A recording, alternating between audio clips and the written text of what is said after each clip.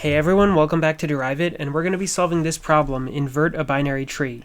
So in this problem, we're given the root node of a tree, and we want to invert it and return whatever the inverted tree is. So what invert means is we just want to take the mirror image of this tree. So visually, we have this picture of a tree that we can look at, but all the computer is seeing is that the node has a left and right pointer. And so in order to invert the tree for the computer, all we have to do is swap left and right. That's what a mirror does. It swaps left and right. So for every single node, we just have to take its left pointer and make it point to whatever its right pointer pointed to. And we have to take its right pointer and make it point to whatever its left pointer pointed to. And we want to do that for every single node, and then we'll end up with this tree over here. So we're going to be writing a function called invert tree, and it's just going to swap all the left and right pointers in the entire tree. So that's step one. For any problem you want to solve, you just need to figure out what you're actually solving for, and here we're solving for invert root. We're making a function that takes in the root and swaps the left and right pointers. So step two is to find a recursive equation, and we don't know that this problem is recursive yet, but let's just try to see if we can find a recursive equation, because if we can, then we can pretty much solve the problem. You know, recursion is the easiest way to solve any problem. So let's just see if we can find a recursive equation, and all that means is we have invert root on the left side of an equation, and also we have invert of, I don't know, something else on the right side of the equation. That's all a recursive equation is.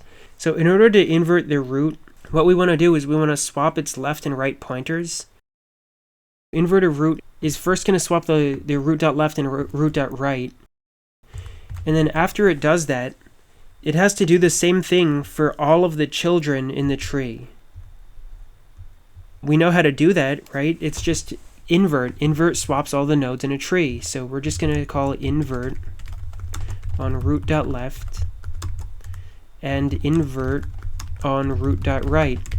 So this is going to go through and invert all the pointers in the tree.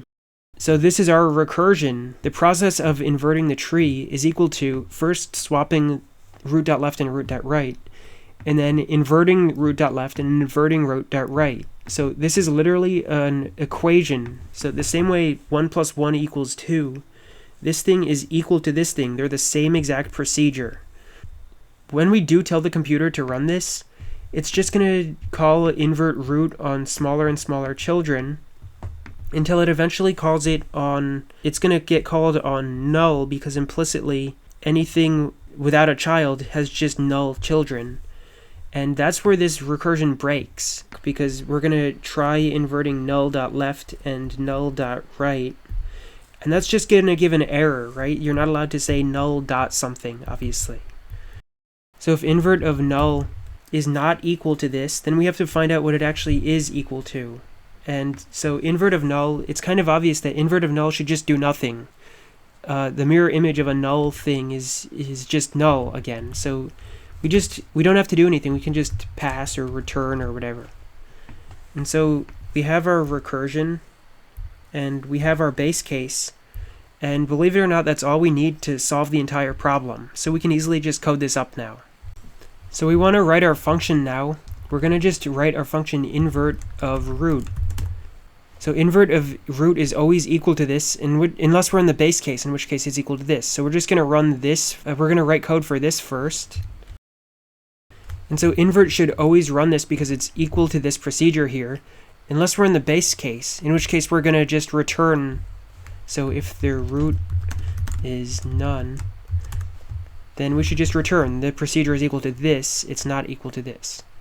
And so this is our function, and we can literally just call it on the root that we're given, this root here. And just to make things clear, maybe I should rename this local variable root, because it's not necessarily the same as this. It's just a local variable in our function here. So I'm just going to rename it, I don't know, node. Oh, and I forgot, we have to return the root node of the tree. So return root after we just swapped all the left and right pointers in the tree. Okay, so this works, wow, this works pretty well. Alright, so what's the time and space complexity? So what's the time complexity? Well, if this is our tree, then invert is just going to get called on every single node and swap its left and right pointers. So if there are n nodes, then we do n operations. This algorithm just takes O of n time. And now what's the space complexity of this? Well, it's a recursion, so the computer needs to keep track of a call stack for every call that gets made. So first we call invert on the root. So the call stack is going to have invert on root, and then it's going to call invert on left, and then this node is going to call invert on its left child. The call stack is going to grow to the height of the tree. So if we had a totally unbalanced tree, like if this was our tree where all the nodes just go left, then the call stack is going to grow to size n. And so worst case, this is O of n space.